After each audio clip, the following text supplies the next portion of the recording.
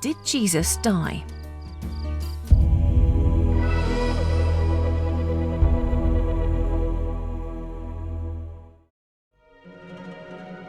You read the story of the empty tomb, and on Friday someone is killed, and on Sunday they're gone from the tomb, and you ask the question, what might have happened? Either God raised him from the dead, which is the traditional Christian affirmation, or the body was carried away by someone, body stolen. And those two possibilities are even talked about in the New Testament. According to Matthew, the Jews who were hostile to Jesus' followers claimed that his disciples had stolen his body out of the grave and then pretended he was resurrected.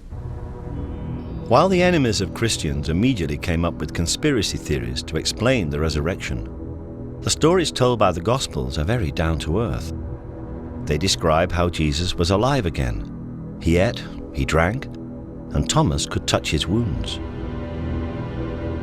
It's therefore perhaps not surprising that people who have always looked for natural explanations of miracles have suggested that Jesus was alive because he didn't die on the cross.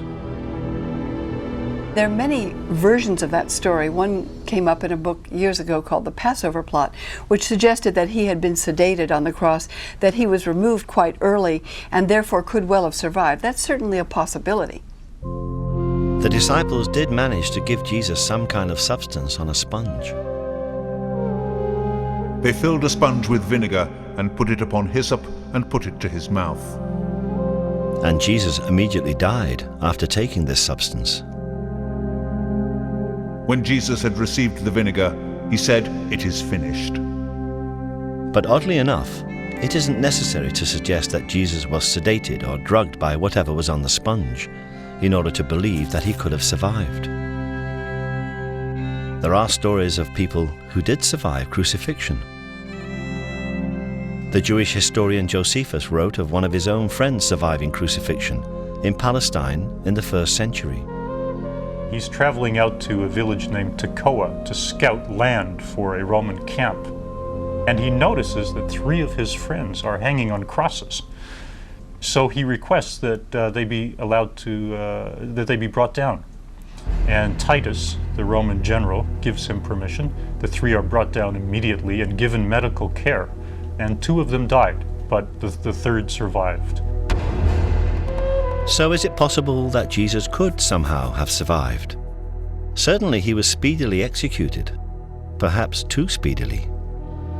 When you look at the story of Jesus and how he was executed by the Romans, he's on the cross for 6 hours. The assumption is that he's dead.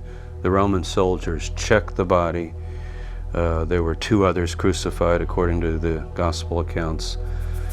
And they broke the legs of those to hasten their death because the Sabbath day was coming.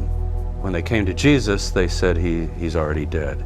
Presumably, his body's motionless, he's quit breathing. They then prepare the body and put him in a tomb. And presumably it's sealed up and he's dead for all practical purposes. The question, though, is he clinically dead? The question of clinical death is certainly raised by the fact that the herbs Joseph of Arimathea took into the tomb with the body of Jesus were aloes. These are healing, not embalming herbs. So could it be that Jesus was resuscitated in the tomb?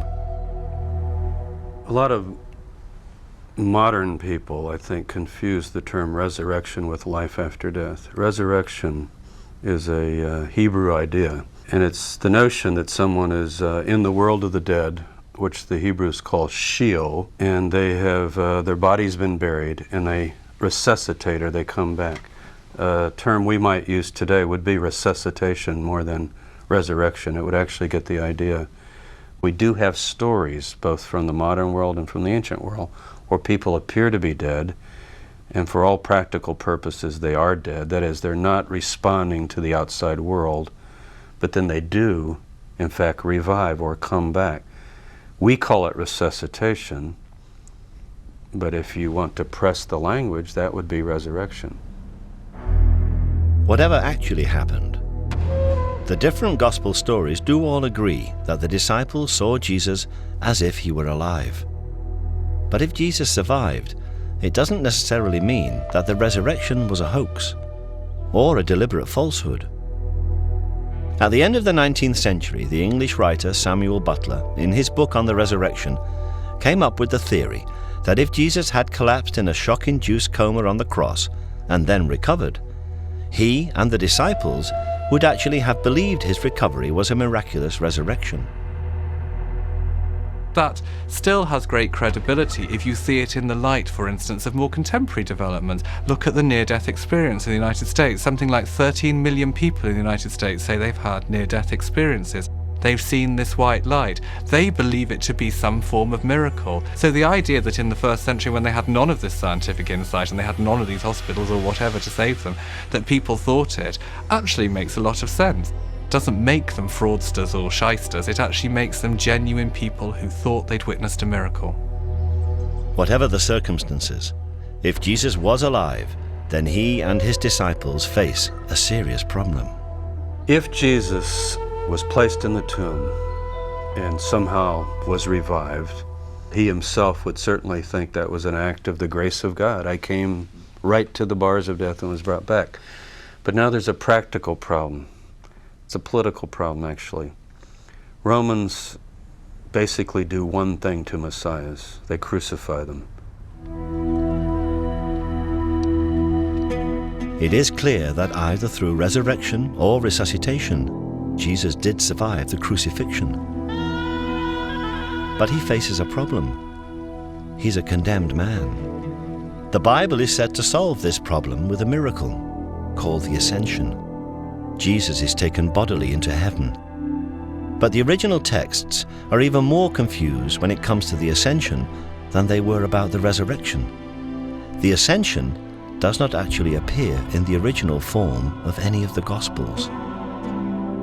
The Ascension references in Mark are among the verses which, as we have seen, were added 200 years after the events. There is one line in Luke which reads, "and was carried up into heaven." But again, this doesn't appear in all Bibles. It was in fact inserted simply because the Ascension is referred to in a later book of the Bible, the Acts of the Apostles, and it's always been assumed that Luke was the author of Acts. There's no Ascension in Matthew, and John's Gospel ends with the enigmatic words, And there are also many other things which Jesus did, the which, if they should be written every one, I suppose that even the world itself could not contain the books that would be written. So what were the many other things that Jesus did?